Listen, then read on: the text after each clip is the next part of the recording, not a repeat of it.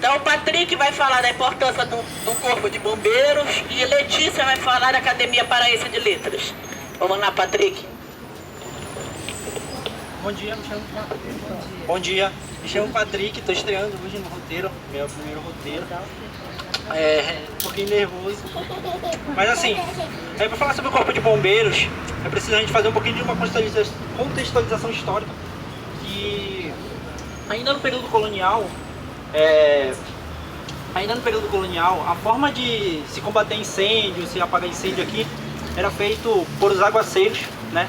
Era feito de balde, em lata.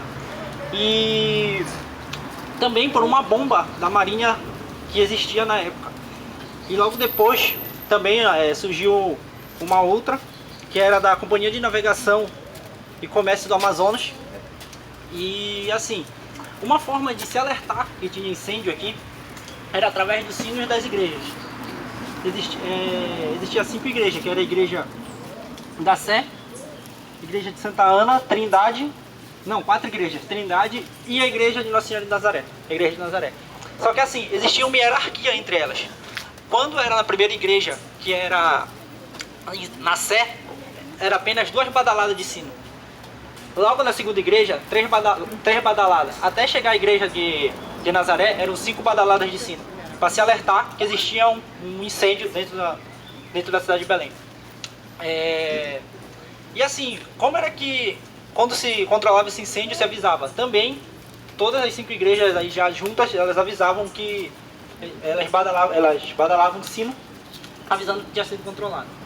Sim, vou falar um pouquinho sobre a história do Corpo de Bombeiros. Ele veio muito antes dessa criação oficial, em 1882. Até os anos 90 não existia assim um consenso sobre a data mesmo de criação, tanto que 2 de julho de 1856 para muitos era a criação do Corpo de Bombeiros no Pará, mas não, essa data de criação ela é uma data do estado do Rio de Janeiro. Porém, em 8 de abril de 1872, o atual presidente da província, ele ordena que a polícia militar ela operasse na contenção de incêndios dentro do estado do Pará, posteriormente também em Belém. E também a gente teve a figura do Antônio Lemos, que ele diz que em 12 de novembro seria a criação também do Corpo de Bombeiros. Para falar um pouquinho sobre o prédio antigo do Corpo de Bombeiros aqui, hoje ele não funciona mais o comando funciona lá na Júlio César, descendo ao elevado. Essa é uma obra ainda do período de Antônio Lemos, né? Ela contém 3 partes. A primeira parte ela é formada por 2 fachadas, na direita e na esquerda, tanto a parte do térreo quanto a parte superior, e uma parte frontal no meio, melhor dizendo, que é feita por 2 portões de ferro. E assim, aqui na parte da frente tinha uma placa ainda de mármore, que era uma placa ainda do período lá da construção dele, de Antônio Lemos, só que ela não fica mais na parte da frente, ela fica apenas na parte de trás, então infelizmente não tem como a gente ver. E esse prédio ele é tombado já pelos fãs desde desde dezembro de 1982.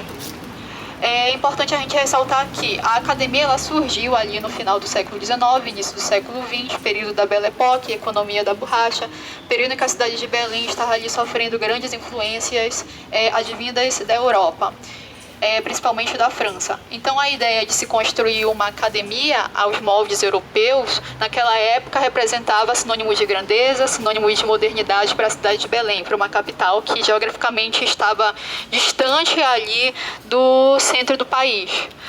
Então foram incorporados bastante essas questões, na questão arquitetônica, nos prédios, nos costumes e na postura das pessoas que residiam aqui na região paraense, advindas aí da cultura europeia, que foi bastante enfatizada durante o período da economia da borracha aqui em Belém.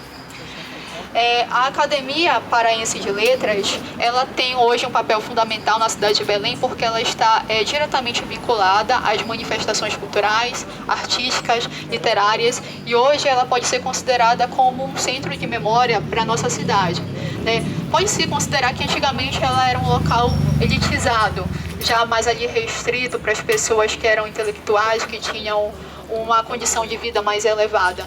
Mas com o passar do tempo, né, foi se organizando ali, o espaço foi se tornando mais democrático e foram se abrindo oportunidades para o ingresso de pessoas de diversos segmentos, de diversas classes sociais. E hoje é um espaço bastante democrático, nós temos bastante artistas, escritores, né, paraenses.